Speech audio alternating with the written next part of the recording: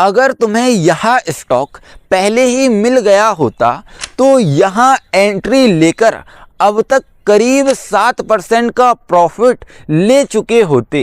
लेकिन सवाल यह है कि हर दिन ऐसे स्टॉक ढूंढोगे कैसे। जी हाँ दोस्तों, आज मैं आपको एक बहुत ही सिंपल तरीका बताऊंगा जिससे हम step by step intraday trading से पैसा कमाना सीखेंगे। देखो भाई, सही एंट्री लेने के लिए सही रिसर्च करना सबसे ज़्यादा ज़रूरी होता है। इसलिए हम 4 अलग अलग टाइम फ्रेम का इस्तेमाल करेंगे। सबसे पहले 4 घंटे के टाइम फ्रेम पर हम मार्केट का डायरेक्शन देखेंगे कि मार्केट अप ट्रेंड में चल रहा है, डाउन ट्रेंड में चल रहा है या साइडवेज चल रहा है। इसके बाद 1 घंटे के टाइम फ्रेम पर हम इंट्राडे ट्रेडिंग के लिए स्टॉक सिलेक्ट करेंगे और फिर 15 मिनट के टाइम फ्रेम पर हम देखेंगे कि स्टॉक में कहीं फेक ब्रेकआउट या फेक ब्रेकडाउन तो नहीं बन रहा है।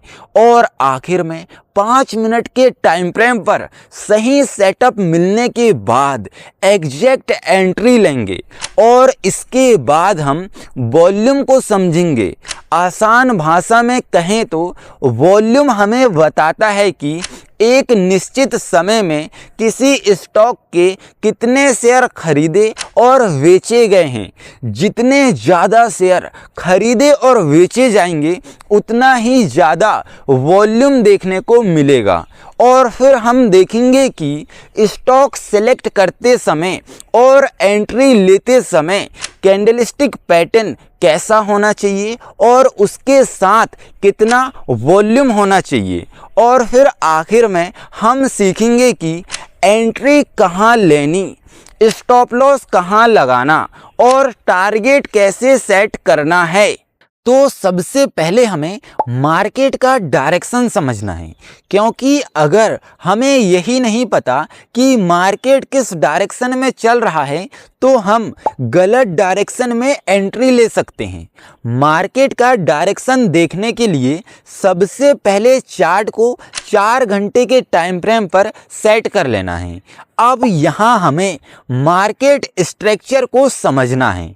अगर स्टॉक लगातार पिछले हाई से ऊपर नया हाई बना रहा है और पिछला लो टूटने की वजह उसके ऊपर नया लो बना रहा है तो इसे कहते हैं हायर हाई और हायर लो। और जब चार्ट पर लगातार हायर हाई और हायर लो बन रहे हो तो इसका मतलब है कि स्टॉक अप ट्रेंड में चल रहा है। ठीक इसी तरह अगर स्टॉक का हर नया हाई पिछले हाई से नीचे बन रहा हो और हर नया लो पिछले लो से नीचे बन रहा हो तो इसे कहते हैं लोअर हाई और लोअर लो। और जब चार्ट पर लगातार लोअर हाई और लोअर लो बन रहा हो तो इसका मतलब है कि स्टॉक डाउन ट्रेंड पर चल रहा है। लेकिन अगर स्टॉक ना ही साफ हायर हाई हायर लो बना रहा है और ना ही लोअर हाई लोअर लो बना रहा है बल्कि एक रेंज के अंदर नीचे ऊपर घूम रहा है तो समझो मार्केट साइडवेज चल रहा है। अब यहाँ हमें एक बात ध्यान रखना है, अगर 4 घंटे के टाइम फ्रेम पर स्टॉक अप ट्रेंड में है तो आगे हम बाइंग की अपॉर्चुनिटी ढूंढेंगे और अगर स्टॉक डाउन ट्रेंड में है तो सेलिंग की अपॉर्चुनिटी ढूंढेंगे और अगर स्टॉक साइडवेज चल रहा है तो हम उस स्टॉक को अवॉइड करेंगे। यानी हमें ट्रेंड के खिलाफ ट्रेड नहीं लेनी बल्कि जिस डायरेक्शन में बड़ा ट्रेंड चल रहा है उसी डायरेक्शन में एंट्री ढूंढनी है। तो 4 घंटे के टाइम फ्रेम पर हमारा पहला काम सिर्फ इतना है कि मार्केट अप ट्रेंड में है, डाउन ट्रेंड में है या साइडवेज चल रहा है, यह आइडेंटिफाई करना। अब अगर हम इसी चीज़ को रियल चार्ट पर देखें तो यहाँ ध्यान दो, स्टॉक ने पहले हाई बनाया और नीचे आने के बाद पिछला लो को तोड़े बिना उसके ऊपर नया लो बनाया और इसके बाद पिछला हाई को तोड़कर नया हाई बनाया।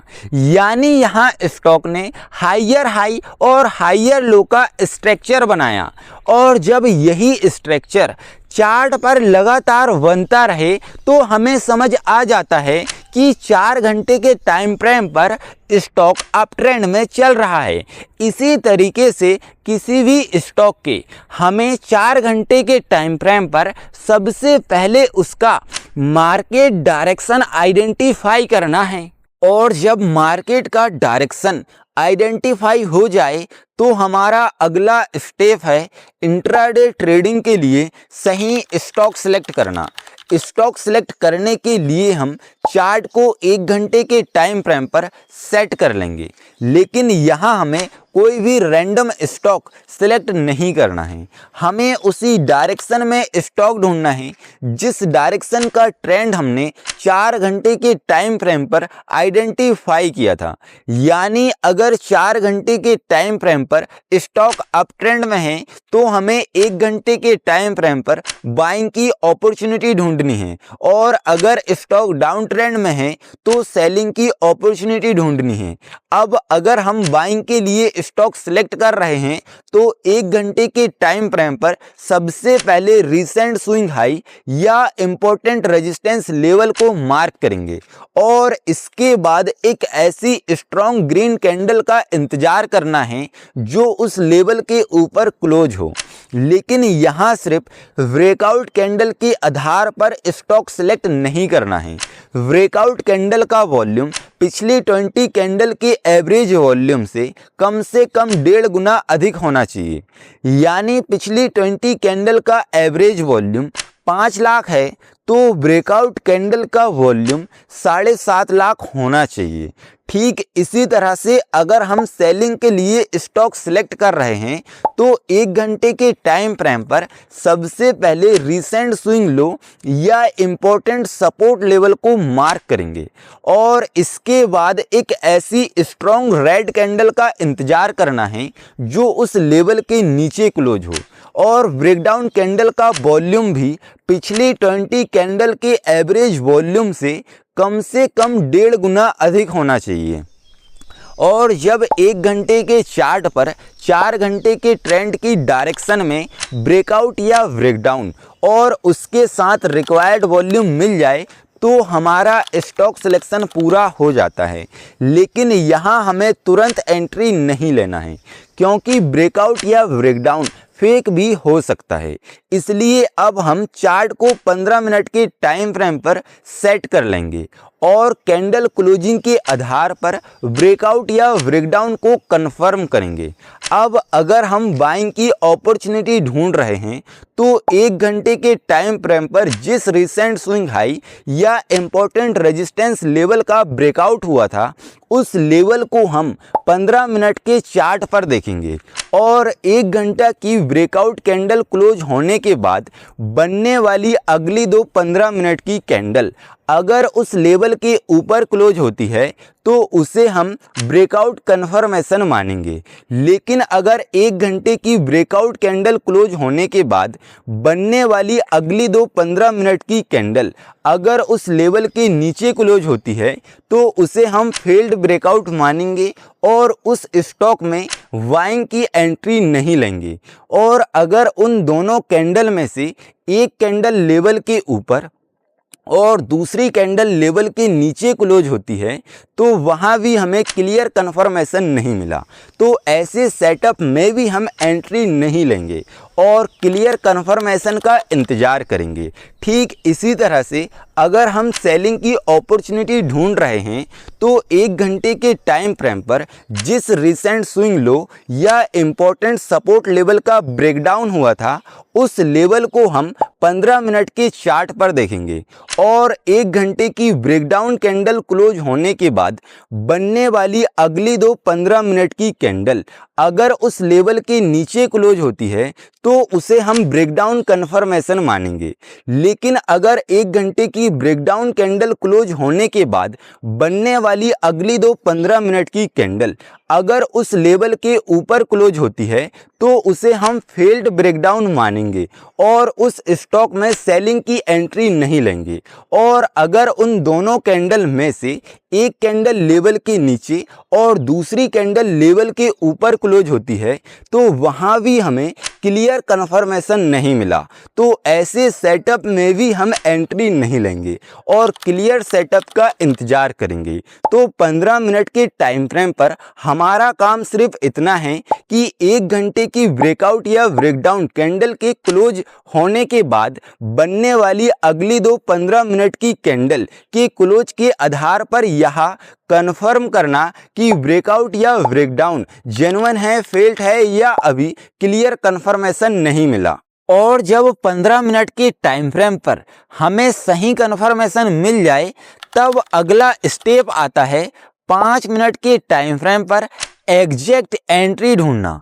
तो सबसे पहले चार्ट को 5 मिनट के टाइम फ्रेम पर सेट करना है और प्राइस का वापस ब्रेकआउट या ब्रेकडाउन लेवल के आसपास आने का इंतजार करना है। अब अगर हम बाइंग की अपॉर्चुनिटी ढूंढ रहे हैं तो ब्रेकआउट लेवल के आसपास एक 5 मिनट की स्ट्रॉन्ग बुलिश कैंडल का इंतजार करेंगे जिसका वॉल्यूम भी पिछली 20 कैंडल के एवरेज वॉल्यूम से कम 1.5 गुना अधिक हो।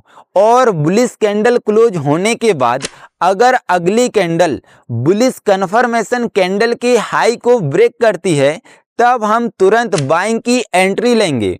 ठीक इसी तरह अगर हम सेलिंग की अपॉर्चुनिटी ढूंढ रहे हैं तो प्राइस का वापस ब्रेकडाउन लेवल के आसपास आने का इंतजार करेंगे और यहाँ हमें एक 5 मिनट की स्ट्रॉन्ग बेरिश कैंडल चाहिए जिसका वॉल्यूम भी पिछली 20 कैंडल के एवरेज वॉल्यूम से कम 1.5 गुना अधिक हो।